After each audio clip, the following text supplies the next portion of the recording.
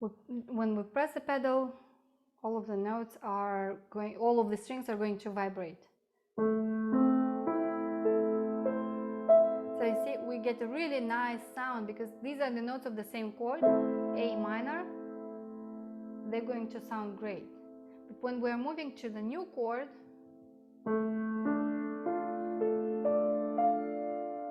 especially the new one, so it's going to mix up. We will need to go up and down with every new chord. And you see that in the notation there will be like the end of the bracket and beginning of the new bracket. So this is how this solo goes. And notice it's in 6/8.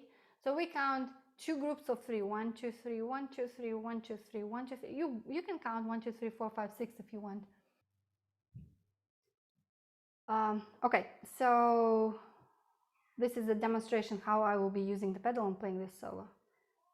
Pressing the pedal. Now I go up and down with the first note. And you see, I'm going to connect. I will connect until I play the first note and then up and down quickly.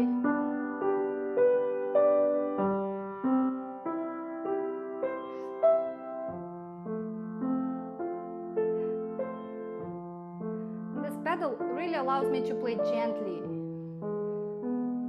I can glide along the keys in a gentle way.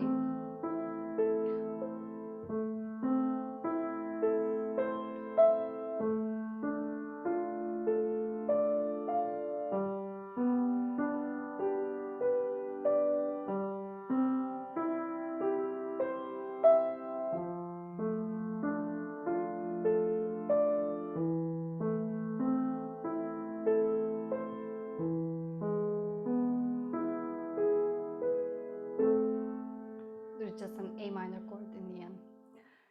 And look, I play the chord and I can move my hands away and keep holding it. Of course, this is not ideal. Actually, the performance etiquette requires us to kind of move things at the same time, approximately at the same time, so it wouldn't be a confusing body language. But this is one thing that the piano can do.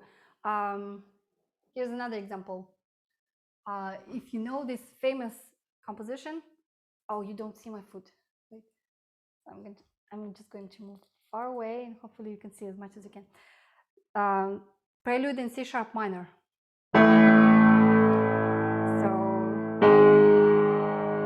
I'm going to hold this long note on pedal. The composer wanted this note to really last over everything that's happening. So I will be playing these notes, these chords.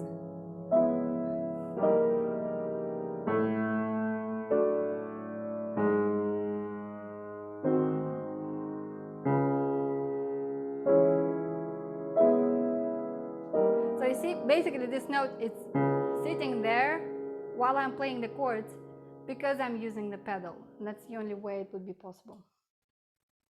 A few moments about our solo. As you can see, we're using inversions here. You see, it's not a chord in the position note skip skip. So if we rotate it again, we get the D minor. So look, A minor, D minor, and then G major, and here again, it's an inversion. It would be a C major. And obviously, there is no talk about the 5-finger position anymore, right? We're moving all the time. It's like one of those technique exercises when I ask you to play a pattern, then just move down with it or move up with it. They're very similar.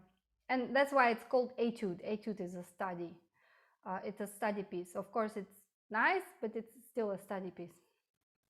And most of the time, your left hand and right hand will match. They will play the same thing.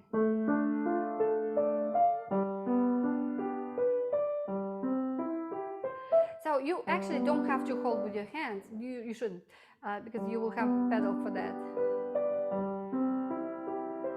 Some students have difficulty feeling that 1, 2, 3, 4, 5, 6. So it's like small 1, 2, 3, 1, 2, 3, 1, 2, 3, 1, 2, 3. Don't get stuck on beat 3. So you don't create a square meter like 1, 2, 3, 4, 1, 2, 3. Some students still want to stay on the third beat longer. So 1, 2, like a waltz, 2, 3, 1, 2, 3, 1, 2, and then you're completely moving. You have to know your landing note. You will be studying these new positions and these new notes.